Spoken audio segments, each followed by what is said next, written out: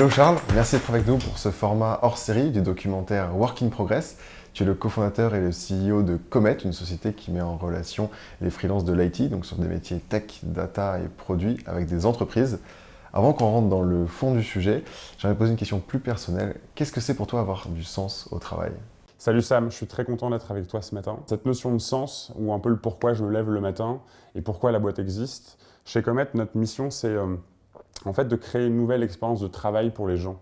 On se dit souvent que finalement, avoir une super santé, avoir une super famille, avoir des potes, des passions, c'est extrêmement important bien évidemment, mais qu'il existe une brique un peu sous-exploitée qu'on appelle le travail, et on pense franchement que le travail peut lui aussi devenir un outil pour en fait se sentir super bien et être accompli, donc en gros être heureux, quoi. Et c'est pour ça que la boîte existe, et je pense que c'est ça le vrai sens de Comet, quoi. C'est une belle vision. Merci. Dans l'IT, il y a un petit peu deux modèles qui s'affrontent.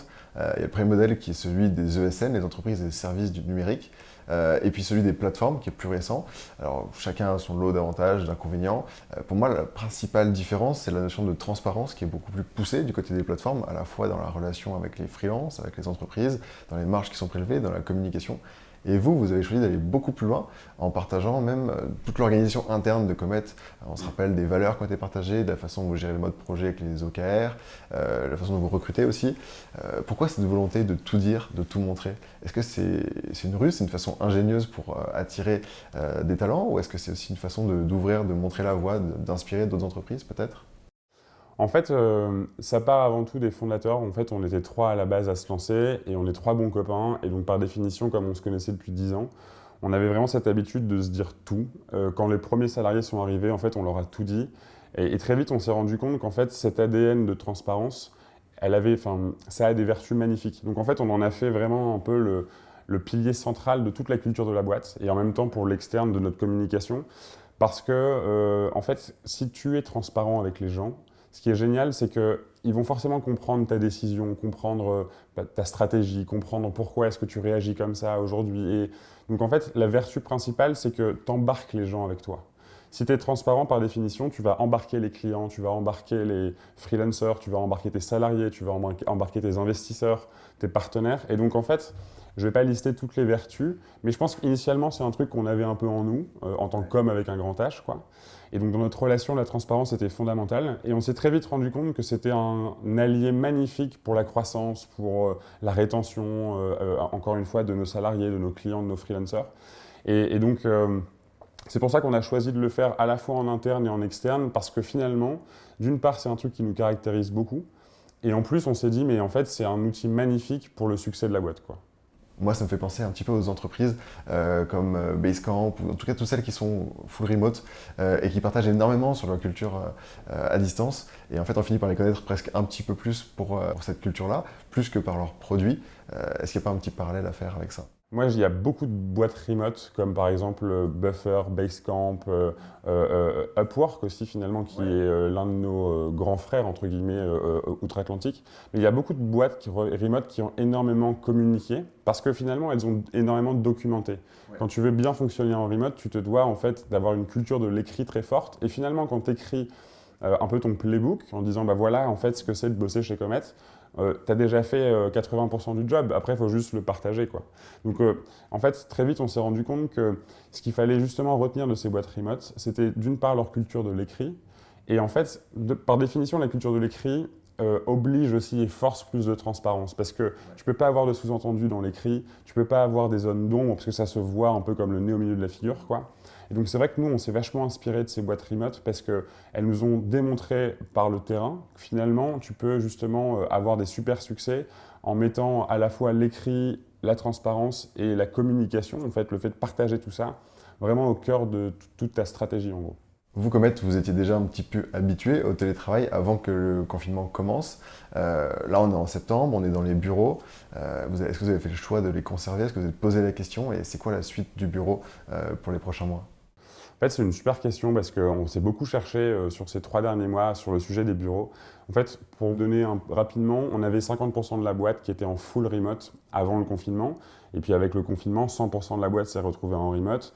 Et grosso modo, ça a duré de mars à septembre, parce qu'on a vraiment réouvert en septembre. Et en fait, cet été, on s'est dit, on a même dit à l'équipe à un moment, on rend les bureaux. En fait, on n'a plus besoin de bureau puisque ça tourne assez bien en télétravail. Et on s'est rendu compte très vite que pas mal finalement de salariés et même des directeurs, directrices, etc. ou des fondateurs ont dit en fait, moi les gars, j'ai un peu besoin d'aller au bureau. Et en fait, je trouve que le workplace, donc le bureau, le remote, c'est un peu comme un produit et il faut trouver ce qu'on appelle en anglais le product market fit avec tes utilisateurs. Et donc par définition, en gros, c'est les mêmes schémas de pensée que quand tu crées un produit. Donc en fait, on a pris le sujet du bureau comme un produit. Donc on a en fait dressé des personas dans la boîte en se disant, bah, ok, on a grosso modo 40 salariés. En fait, on a des grands groupes de salariés. T'en as qui sont des full remote, un peu père de famille. T'en as qui sont des full remote, plutôt remote trip, tu vois, très nomades. Ensuite, tu as des gens qui vont être plutôt 2 jours au bureau et tu as des full bureaux. En fait, on a des grands groupes de personas. Et on s'est dit derrière, on a fait des sondages, on a fait des petites interviews un peu quali pour comprendre exactement comment on doit crafter en fait, notre environnement de travail. Et donc, on a décidé de rendre ces bureaux-là, parce qu'ils sont un peu trop grands. Et finalement, on va prendre des nouveaux bureaux dès le 1er janvier. On sera à Strasbourg-Saint-Denis, à côté de République. Ouais. On va avoir des petits bureaux plutôt pour contenter en fait, des groupes. Et en même temps, parce qu'on va profiter aussi d'une fois par mois de faire revenir tout le monde. Donc, grosso modo, on va garder des bureaux. On a mis en place une toute nouvelle politique sur le remote, qui est beaucoup plus mûre et je pense beaucoup plus saine que celle qu'on avait pré-confinement. On a énormément appris. Et ce qui est génial, c'est qu'en fait, on monitore un score qui est en fait, grosso modo, le workplace market fit. Alors, le workplace, en gros, c'est en fait quel est le niveau de kiff des salariés vis-à-vis de leur environnement de travail, donc bureau ou remote, quoi. Ok, et le fait que ça s'agrège assez bien en fonction de chacun et du coup des aspirations qui peuvent évoluer aussi de chacun en fonction des moments et des temps de travail. Ok, trop bien. Qu'est-ce que c'est pour toi la culture d'entreprise? Comment est-ce que tu la définirais? Et pourquoi avoir fait le choix aussi d'investir aussi tôt sur ce sujet-là chez Comet? Alors, j'ai une définition de la culture. J'en ai une très familière qu'on utilise entre nous et j'en ai une plus Larousse, plus classique. C'est la familière qui m'intéresse. La familière, c'est un peu un liquide amniotique en fait. C'est qu'en gros, c'est là-dedans qu'on va baigner au jour le jour et c'est ce qui va en fait. C'est assez vital et j'aime bien dans le liquide amniotique parce que bon, c'est là où le bébé baigne en fait. Et en même temps, c'est ce qui finalement lui assure son développement, lui assure sa santé en fait dans le ventre de sa mère, quoi. Et donc, en fait, la culture d'une boîte, c'est exactement ça, parce que c'est ce qui va permettre notre développement, c'est ce qui va en même temps assurer le côté plutôt vital, tu vois, le fait qu'au quotidien ça se passe bien et ça grandit avec toi. Donc en fait, j'aime bien cette expression-là. Et en fait, concrètement, ce que ça veut dire, c'est que, en gros, c'est des sortes de rites, tu vois, de rituels, de codes, de valeurs. En fait, tout ce champ lexical finalement autour, c'est un peu de la sociologie, tu vois. C'est en gros, en tant qu'être humain, comment est-ce que je vais être amené à vivre au quotidien avec d'autres êtres humains, entre guillemets? Comment est-ce qu'on va être amené à échanger, à construire, à détruire aussi parfois? Enfin, tu vois, et donc, nous, on l'a vachement cristallisé dans ce qu'on appelle le Playbook, qui est vraiment un petit bouquin physique qu'on a imprimé et qu'on donne en fait aux gens qui rentrent chez Comet. Et qui justement reprend à la fois nos valeurs, nos rituels. On a aussi ce qu'on appelle, notre directeur général, quand il est arrivé il y a 1 an et demi, il a créé ce qu'on appelle des règles d'engagement. Et c'est assez génial parce que, grosso modo, tu définis 2-3 règles. Par exemple, avec Eric, on a des règles d'engagement qui sont, voilà ce que le CEO doit au COO. Et voilà ce que le COO doit au CEO. Et ça, on le fait vachement dans l'équipe en même temps. Et ça fait partie du playbook. Donc, grosso modo, la culture, c'est ce qui permet à la boîte de vivre au quotidien et de vivre avec toujours ce petit plus qui fait que les gens vont se sentir bien. Parce que quand les gens se sentent bien et qu'ils aiment ce qu'ils font, ils sont forcément beaucoup plus impactants que quelqu'un qui est là et qui a un peu une musique d'ascenseur dans sa tête, tu vois. Donc à la fois, ce qui est génial dans la culture, c'est que la culture, elle est elle aussi au service des résultats, de la croissance, etc. Donc la culture, elle ne doit pas être vue comme étant... Parfois, on la caricature un peu et on la met un peu en opposition justement à la finance, aux résultats, aux sales. C'est faux parce que la culture, elle a une vraie vertu pour le succès, la croissance, etc., les résultats. Et en même temps, elle est là aussi pour les hommes avec un grand H, donc pour la team et pour faire en sorte que en fait, les gens se développent individuellement et que collectivement, en fait, on aille toujours un peu plus loin ensemble, quoi. Et est-ce qu'il y a des entreprises dont tu t'inspires en termes de culture d'entreprise? Tu nous as parlé tout à l'heure de Basecamp, de Upwork, de Buffer pour tout ce qui était remote. Est-ce qu'il y a un petit peu d'autres entreprises dont tu t'es inspiré pour la culture d'entreprise? Ouais, en fait, là aussi, je me rapproche beaucoup de Basecamp et de Buffer. Je pense que c'est les deux boîtes qui nous ont énormément inspirés parce qu'elles aussi, elles ont énormément communiqué. Donc, comme le contenu est très accessible, finalement, on s'est, tu as naturellement dirigé vers ces boîtes-là. Il y a des boîtes françaises qui, je trouve, ont aussi des cultures qui sont peut-être moins accessibles, mais qui sont là aussi partagées. Il y a Alan qui, moi, m'a beaucoup, beaucoup aspiré. Il y a des boîtes aussi comme Zenly, par exemple. On a la chance d'avoir Antoine Martin au Capital et Alexis. Et en fait, j'ai beaucoup discuté avec eux. Ils ont une culture produit incroyable. Et donc, en gros, grosso modo, il y a Buffer, Basecamp, un peu outre-Atlantique, qui ont été les tout premiers piliers de la boîte. On a récupéré, par exemple, la transparence sur les salaires, on a récupéré des formules un peu d'equity pour donner justement des BSPCE à tout le monde. Et ensuite, on l'a, entre guillemets, bien peaufiné en échangeant là directement avec les fondateurs d'Alan, avec les fondateurs de Zenly en l'occurrence, pour justement obtenir un peu la culture d'aujourd'hui, quoi. Ouais, et puis vous l'avez mis à votre sauce Comet, de toute façon, parce qu'on copie jamais. Ouais, exactement. La culture, après, vous l'avez fait. En fait, tu t'en inspires beaucoup. Et puis, en fait, c'est un peu comme des régimes. Enfin, tu vois, c'est que je peux te dire ce régime est magnifique, utilise-le, il ne marchera pas sur toi. Et la culture, c'est vraiment pareil. Je ne peux pas prendre la culture d'Alan, la mettre chez nous et ça marchera. Donc, en fait, il faut juste déjà s'inspirer de pas mal de choses. Et puis, il faut en gros comprendre l'état d'esprit un peu sous-jacent. Et tu te l'appropries toi-même, quoi. Et nous, on a la chance d'avoir Virgile, qui en fait est notre DRH, qui est un ancien de Criteo. Il nous a rejoint il y a 2 ans. Et en fait, Virgile, quand il est arrivé, justement, on avait une culture qui était assez Frankenstein, mais dans le bon sens. Bon, en fait, elle était assez efficace, elle était agréable et elle plaisait aux gens, mais elle n'était pas encore totalement comète. Et en fait, Virgile nous a vachement aidé finalement à passer d'une culture qui était un agrégat de pas mal de morceaux extérieurs à finalement quelque chose de beaucoup plus lisse, beaucoup plus cohérent et qui en fait est là la vraie culture de comète, quoi. Justement, pendant le confinement, c'est là où on a vu un petit peu les deux camps entre les entreprises qui avaient une culture qui était toxique et qui, à distance, essayaient d'instaurer du contrôle et qui ont renforcé le chaos déjà ambiant. Et puis, de l'autre côté, des entreprises qui avaient une culture forte et qui arrivaient à fédérer les équipes et à adoucir ce moment qui était plus compliqué. Vous, je crois savoir qu'au moment du confinement, vous avez mis en place une série d'initiatives RH. Qu'est-ce qui s'est passé concrètement? Et puis, avec un peu de recul, quels en sont les bénéfices? Écoute, en fait, ça a été difficile au début, le confinement, parce que même si on était remote, même si en fait on avait déjà une bonne culture de l'écrit, on a été forcé d'être 100% en télétravail. Les gens qui justement étaient plus à l'aise au bureau l'ont assez mal vécu. Donc, pour faire simple, les 10 premiers jours du confinement, c'était aussi un peu de la gestion de crise. Donc, c'était un moment assez difficile. Mais très vite, justement, Virgile, notre DRH, a pris le lead sur ces sujets-là. Et avec Corentin, qui est notre Chief of Staff, donc qui s'occupe lui aussi énormément de l'équipe. En fait, ils ont pris le lead et ils ont créé plein de trucs. Par exemple, on a utilisé Discord. Discord, c'est un outil de gamer à la base. C'est une sorte de Slack, mais plutôt audio.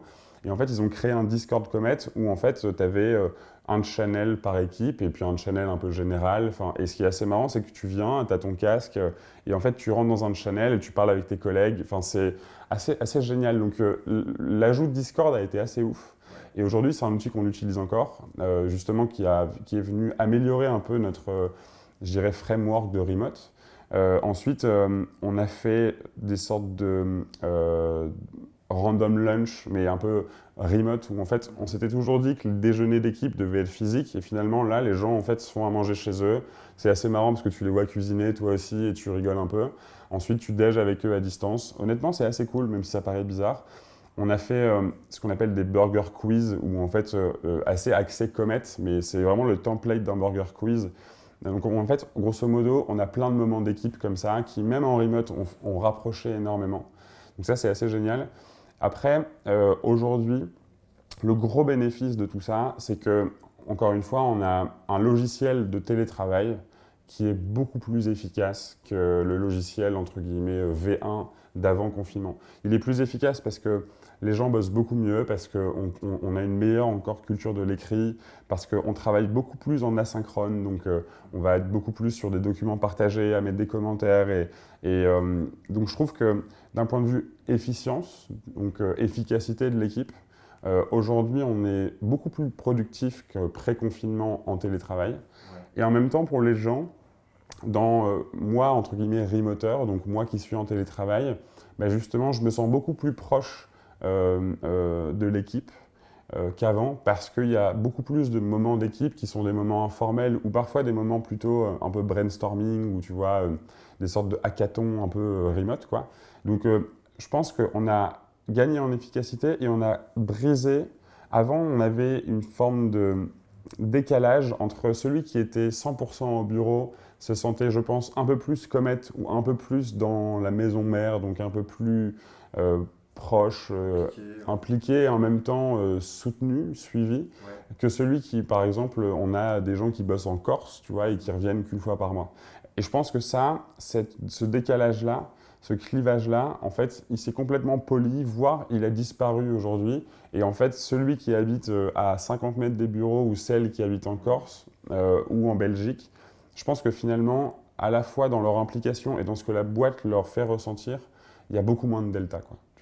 Est-ce que cette période n'a pas été propice aussi à renforcer la relation que vous aviez avec les entreprises et ça n'a pas permis de prendre conscience de l'importance de collaborer avec les travailleurs indépendants? En fait, au mois de mars, quand tout ça arrive, on est assez pessimiste. Enfin, en tout cas, on a peur au début. Quand je dis on, c'est plutôt l'équipe de direction, quoi. En fait, on se dit, OK, qu'est-ce qui va se passer? Donc, on est assez pessimiste et dans le sens où, dans tous les cas, tu dois prendre des décisions avec des scénarios assez pessimistes. Comme ça, tu es sûr que s'il y a des nouvelles, ce sera des bonnes nouvelles. Mais donc, grosso modo, aujourd'hui, tu vois, en septembre, 6 mois après, très franchement, on n'a eu que des bonnes nouvelles. Déjà, en fait, tous les projets en cours, tous les freelances qui étaient en train de bosser avec nos clients, allez, à 99%, tous les projets ont tenu. Donc en fait, ça nous a montré aussi que finalement, d'une part, les clients étaient vachement contents des prestations. Ouais. Ça nous l'a montré par le terrain concret, quoi. Mais en même temps aussi parce que finalement, on est sur des projets assez stratégiques chez nos clients. Et finalement, ce n'est pas des projets un peu facultatifs qu'on peut couper, c'est des projets core, quoi. C'est des projets vraiment centraux. Donc ça, c'est cool parce que ça nous a vachement conforté aussi dans, je dirais, la robustesse de notre modèle, la robustesse aussi de nos positions clients. Et puis, en fait, ça nous a montré que finalement, le modèle du freelancing, il peut être lui aussi très résilient. J'ai discuté avec pas mal de SN, de patrons de SN, en fait, ces 6 derniers mois. Et ce qui est marrant, c'est qu'on était un peu un ovni, quoi. Quand on regardait, nous, on a continué de la croissance pendant ces 6 derniers mois, quoi. Et finalement, on a eu très peu de sorties de fin de projet ou de gel de projet, là où en fait le SN a été beaucoup plus challengé en règle générale, quoi. Et maintenant pour demain, en fait, moi, je suis maintenant vachement optimiste parce que toutes nos décisions, soit difficiles, soit vraiment toutes les actions qui vont préserver l'équipe, la trésorerie, etc. On a relevé des fonds, on a pris un peu de dette, etc. Donc là, on a 3 ans de runway, donc on a vraiment du temps devant nous. Et donc, en fait, je me permets d'être plus optimiste parce que je vois nos chiffres. On a fait des super résultats cet été.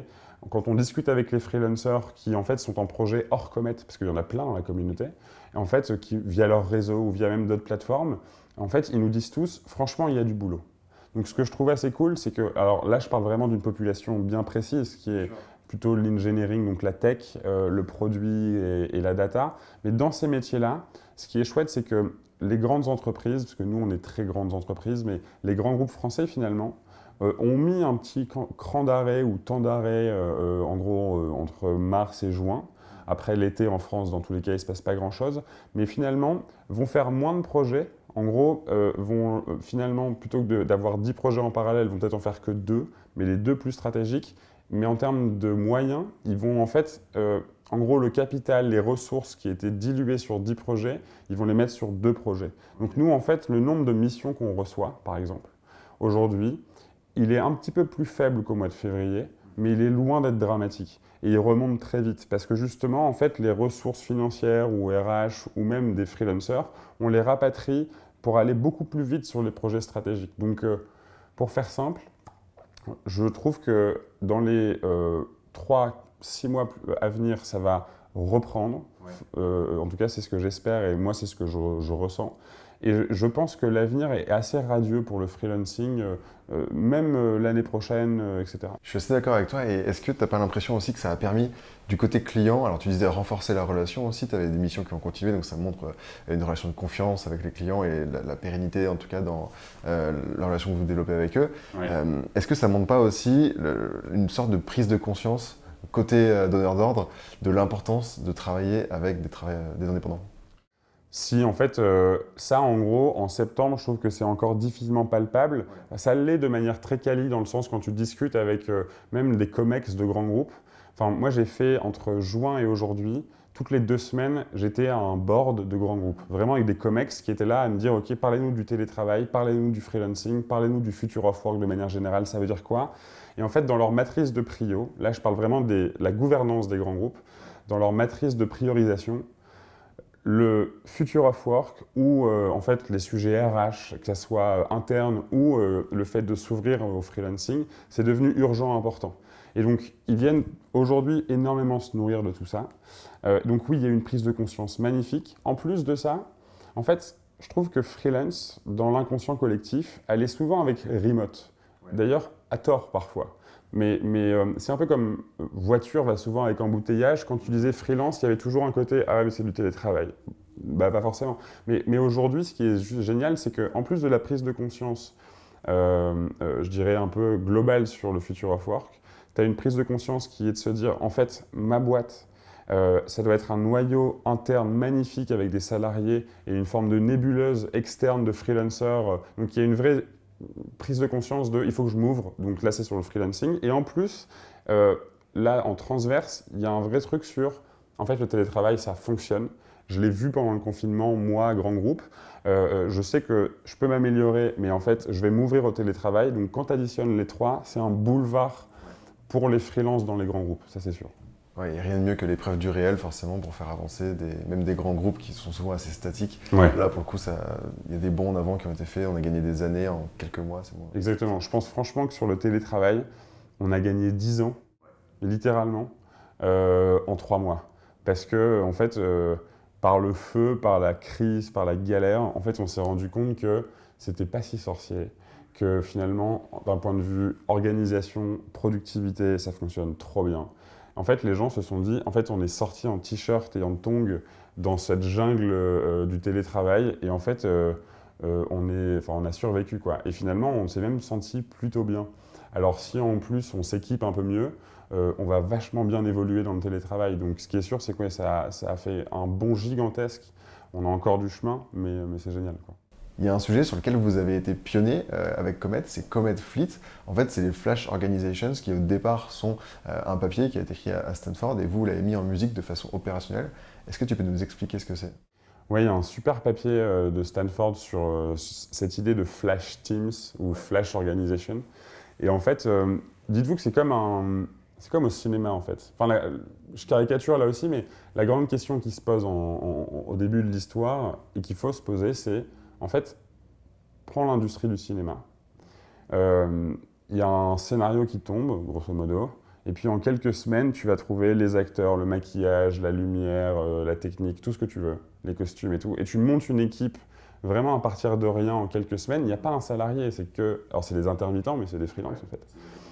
Tu montes ton équipe et tu as ton scénar, tu ships ton film et ton film derrière il évolue, tu vois. Tu peux même faire une V2, une V3. Et en fait, je trouve ça assez ouf parce que la question c'est de se dire pourquoi ça n'existe que dans l'industrie du cinéma, en gros. En fait, pourquoi est-ce que moi, finalement, entreprise, je ne pourrais pas utiliser le même fonctionnement qui est, à un moment, je me fais un brief un peu clair et puis je me crée une équipe à partir de rien et une équipe d'indépendants. Et c'est un peu ça, en fait, l'ADN du Flash Organization, c'est de se dire, finalement, on va monter des équipes, ce qu'on appelle ad hoc. Donc, on va monter des équipes à partir de rien, à chaque fois qu'on a envie de shipper un truc, en gros, de délivrer un produit. Et en fait, nous, c'est ce qu'on fait avec Comet Fleet, qui est l'une de nos offres. Et en fait, c'est de se dire, OK, moi, client, je veux faire une application iPhone. Je me pose un peu sur, OK, c'est quoi le problème que je veux résoudre? Je fais des premières specs quand même. Mais derrière, en fait, je dis à Comet, OK, voilà en gros mon scénario. Et nous, Comet, on trouve les designers, les product managers, les développeurs, les data, en gros, même la qualité. Et en fait, on fait une équipe complètement full stack, complète, qui justement permet de délivrer cette application iPhone dans 3 mois, dans 6 mois. Et donc là, je prends l'exemple de Comet, mais il y a énormément de littérature sur le sujet qui est passionnante. Par exemple, on parle aussi d'executive company, où en fait, de se dire demain, tu pourrais très bien monter une boîte en ayant simplement que des associés, par exemple, soit des fondateurs ou des directeurs, directrices, une sorte de d'équipe, un peu de noyau central là aussi, mais peut-être que d'une dizaine de personnes, et bosser avec des milliers de freelancers. Pour l'instant, c'est assez théorique parce qu'on n'a pas une boîte où ils sont 10 internes, 1000 freelances, mais en fait, tu vois qu'aujourd'hui, il n'y a plus aucune friction d'interface, en fait. À la fois physique, parce qu'il y a le télétravail, etc., et puis aussi, finalement, aujourd'hui, on a tous les outils, on a, je pense, les bons états d'esprit pour collaborer peut-être même encore mieux avec des contracteurs, donc des freelancers, qu'avec juste des salariés, quoi. Et c'est beaucoup plus agile, donc tu gagnes énormément aussi en vélocité et en adaptation, etc. Est-ce que c'est ça, du coup, l'entreprise de demain, une entreprise qui fonctionne en mode projet et qui est guidée par la compétence? Ouais, exactement. Moi, je suis assez persuadé que l'entreprise de demain, ça sera des sortes de... Enfin, plutôt que d'avoir des organisations assez rigides, plutôt des blocs, tu vois, assez béton. Et d'ailleurs, en fait, on en a fait des tours, quoi. C'est tout bête, mais la manière un peu inconsciente dont on a illustré l'entreprise dans nos têtes, ben, on l'a construite. Et avec des bureaux, des grands blocs de béton, en se disant, ben, on met tout le monde là-dedans. Alors que l'entreprise de demain, déjà, les bureaux seront vachement remis en question. Il faut voir ça comme un peu une cellule qui grandit, qui se rétrécit et qui, en fait, s'adapte constamment. Et, enfin, en vrai, l'entreprise de demain, on parle souvent de biomimétisme, mais en vrai, elle va être assez biologique. Et je pense que la Flash Organization démontre que concrètement, ça fonctionne et qu'on n'a plus besoin de voir ça comme étant un bloc un peu rigide, mais vraiment comme une sorte de polymorphe assez bien fait qui, en fait, comme le monde évolue extrêmement rapidement, bah, un peu en mode Darwin, mais tu vois, va réussir constamment à prendre la bonne forme, à bien s'adapter. Et c'est pas juste d'un point de vue nombre de personnes, mais si j'ai besoin de pivoter mon produit, en fait, si j'ai besoin d'être meilleur sur de l'UX, bah, je peux faire venir tout de suite des freelancers en UX. Enfin, voilà. Donc, c'est plus cette forme un peu mouvante, mais je pense avec comme dans toute cellule, un noyau qui sera toujours aussi important pour garder notamment le why, en gros, garder le sens de la boîte, quelle est sa mission, pour pas que la mission soit un peu sans âme, enfin, que la boîte soit un peu sans âme et pivote trop radicalement. Donc je pense qu'il faut un noyau qui garantisse une mission. Comme dans la cellule, le noyau est fondamental. Et en fait, l'entreprise de demain, son noyau, ça peut être son équipe de direction, ça peut être ses fondateurs, ça peut être ses premiers employés, ça peut être 5, 50 personnes, mais il faut qu'elle ait un noyau qui en fait garantisse la mission, le pourquoi la boîte existe. Par exemple, la mission de Comet, encore une fois, c'est on va créer une expérience de travail qui va permettre aux gens d'être heureux. Grosso modo, c'est ça. Et en fait, il faut que cette mission, elle ne change jamais. Parce que la mission, c'est un truc que tu gardes 1000 ans, quoi. Par contre, tout autour, tu t'ouvres énormément à l'externe, et moi je pense d'ailleurs aux freelancers, mais tu as une organisation, donc là c'est plutôt le reste de la cellule, quoi, mais qui elle va être beaucoup plus ouverte sur l'extérieur, et là tu vas adapter ton produit, ta stratégie en fonction des évolutions du marché, en fonction des évolutions des besoins de tes utilisateurs, etc. Et donc en fait, c'est une sorte de polymorphe qui va finalement, comme encore une fois en biologie, ou ce côté un peu de Darwin, mais toujours prendre la bonne forme, toujours s'adapter à son environnement, parce que finalement, l'organisation, elle n'existe que si elle répond à un problème. Et puisque le problème, il est constamment en train d'évoluer, tu ne peux plus agir comme un bloc rigide, quoi. Tu dois absolument être malin là-dessus, et ça passe par, je pense, le fait de t'ouvrir à tout ce monde du freelancing, quoi. Merci beaucoup Charles pour tous ces apprentissages. C'était un plaisir du coup d'être là chez Comet. C'est une vision super enthousiasmante du futur of work. On souhaite le meilleur pour la suite. À bientôt. Merci à toi, Sam.